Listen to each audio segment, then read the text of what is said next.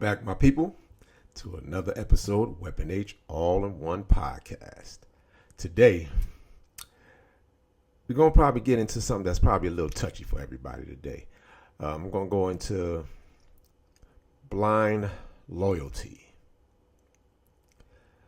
What I mean by blind loyalty, when you're loyal to the fault of where you can't see nothing outside of what you're loyal to.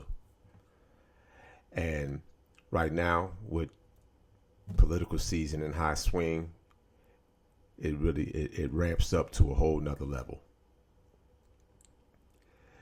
We have people just blindly loyal to one side without being able to see what actually goes on the other side of the equation, without the other side of the argument. No side is totally right. No side is probably totally wrong. But we become so blind and loyal to one side or the other that we can't or refuse to see anything outside of what we're loyal to. And it's not just political, it's religion, sports. I mean, it really doesn't matter what it is. We are in an era right now where, loyalty used as most of the time is looked at as a good thing. But now it's gotten to the point where everyone's just loyal to a fault, where they're so loyal, so blinded that we see nothing outside of what we're loyal to. And I'm going to give a few examples. How, and like I said, again, we're high in political swing right now. Election is right around the corner. And you can't even seem to mention anything about either side without it becoming this big blown up argument. And to me, that strikes me as extremely weird. Like, are we trying to make things better? Or are we just trying to get our people in office? I mean, which one is it? You have the right doing their thing. You have the left doing their thing. And they're just fussing and fighting with each other without seeing any points the other side can make. And then you have the people who are tired of both, and they go independent, which is all. This one actually strikes me as even weirder, because when you have people that go independent, the first thing the right or the left side says, you vote independent, it's like you're voting for the right side. Or if you're voting independent, it's just like you're voting for the left side. Both sides use the same tactic. But here's the thing. If they're independent, they weren't planning on voting for either side anyway. So what do you mean with that? That statement just always boggled my mind. Those are votes you didn't have. Those are votes that some probably wouldn't vote, but they're voting. And here's another thing that also kind of bugged me out about that. They will say that when you voting for the independent, we're gonna roll with this little part for right now. You tend to see, like, people always say, vote. Your vote count, your vote matters. But when you hear someone that's going to vote independent, all of a sudden, their vote doesn't matter anymore because they're not voting for your particular side. That's a wasted vote. Is it? Is it a wasted vote? Because I thought voting was to vote for who you wanted, not for who everyone tells you to do. That you're supposed to vote for who you want to win, whether they have the amount of backing to get it done or not. That's who they want. So what is the problem? Why is that an issue? Rock the vote, all these little voting campaigns. We did all that just so you can vote independent? No, no. The people went through all that so you could vote independent as if that's a bad thing? No, it's not. How is anything ever going to change? It always starts small. Anything that we've done to this day, whether you're driving a car, your appliances that you use, all of it started with someone's idea and people were against it. Vast majority of people, oh no, that's just never going to work. Nobody want that. We like the way things are. Things never going to change if you don't have a few people at a time getting out to make that change. We have all these people complain about the two-party system, but what are you doing? What are you doing about it? I mean, first thing you could do is actually hold your party accountable. Hold them accountable. Don't just vote for them because that's your party. You do have the right, because they're supposed to be working for you, right? They're supposed to work for you. So if that's the direction you want to go in, you got to make it tough on them too. Make sure they're doing what they're supposed to do. But you can't chastise, get angry, and just go all out on the individual because they don't vote for one of the two parties. Wasted vote? No, it's not. It's not a wasted vote at all. And I don't get the logic in it. Oh, because they don't have a chance to win. That's what you say. But it's a whole lot of people that won and didn't have a chance to, supposedly didn't have a chance to win. And if they don't, they don't. But it's still something, that's still the vote that they wanted. Do we really have free choice? Or do we have free choice when it benefits you? Those are the questions you have to ask yourself. Those are the real questions that you have to see. Those are the real questions you talk about. There's nothing wrong with voting wherever you want to vote. And I'm honestly, they put the scare tactics in you. This is the most important election in history. If elections isn't all of them pretty important?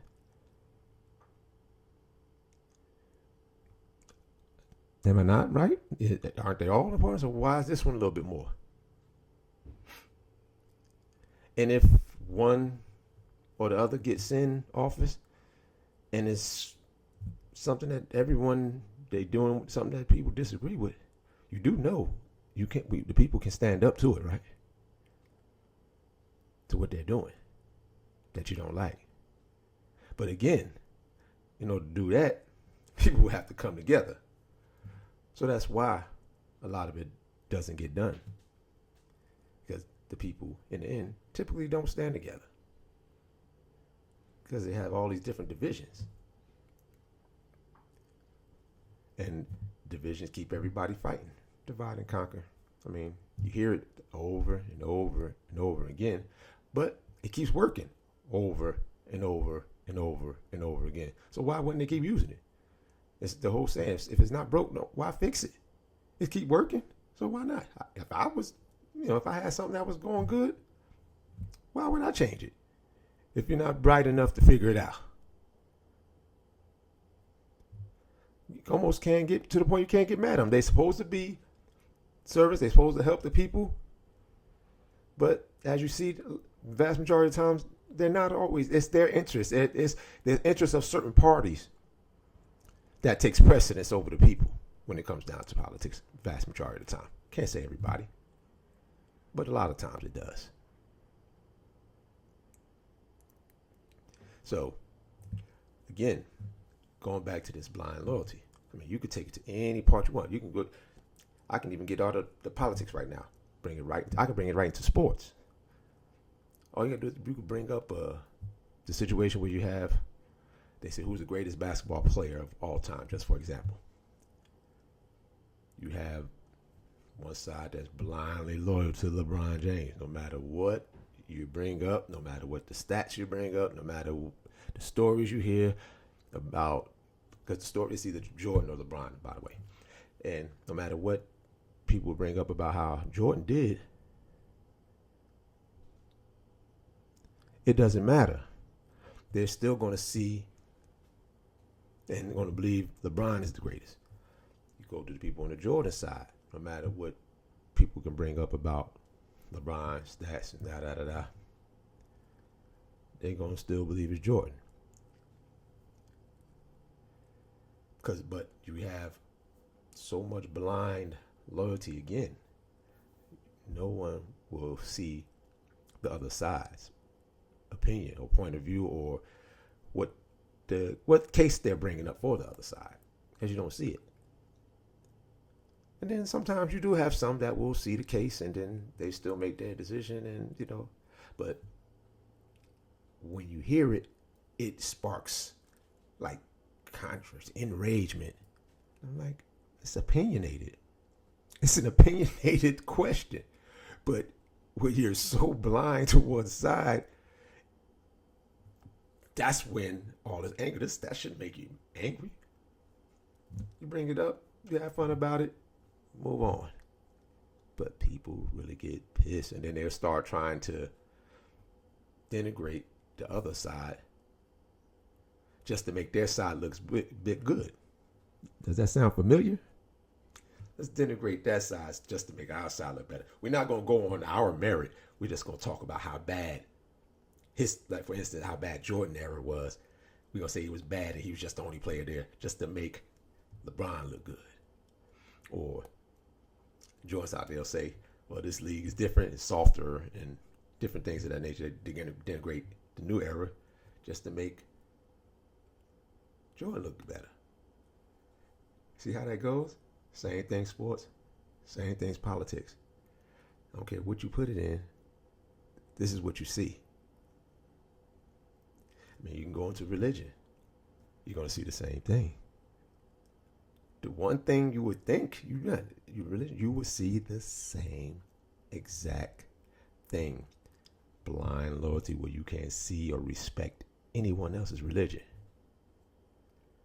Because if there was respect in a religion, a lot of these situations out here would not be happening. If you looked into any of these books, even though there's some stuff in these books, there's some stuff, but the mass consensus, the vast majority, religions are projected supposed to be peaceful, to make, or not say make, but to help the person become a better person. No matter what religion it is, most religions' intent is supposed to be to help the person become a better person, uplift humankind.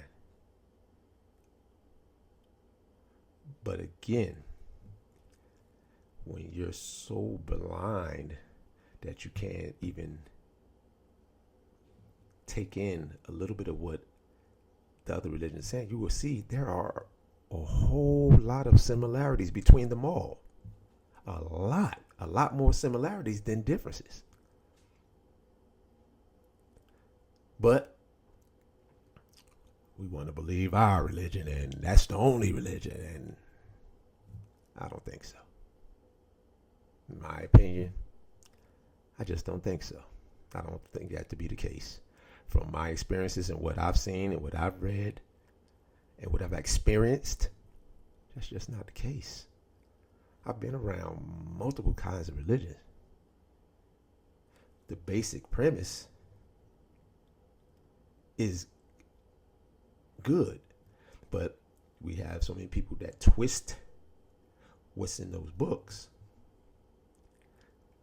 Then you have wars. You have all these different things started off of something that's supposed to be uplifting. But that blind loyalty will cause you to do just about anything. So I'm going to get out of here for the day. Because this is the blind loyalty. I mean, it's just something that truly, truly, truly needs to be worked on. And for me, if I'm going to leave you with something today, always have questions. You should always have questions. There's nothing wrong with questioning things. If it's something you're not sure about, question. If it's something that comes to you and you know that really doesn't make a lot of sense, you have to ask that question. Whether it's your religion, your politics, your sports team, or whatever the case may be. You have to ask the question. You have to question that. Because if something is resonating in you and saying that it doesn't make sense, that's your body, that's your energy, your intellect, your common sense, your aura, your vibration. All of this stuff is telling you something is a little off. You need to listen to that. There's nothing wrong with that. You actually may ask a question, even if the person you ask doesn't have the answer.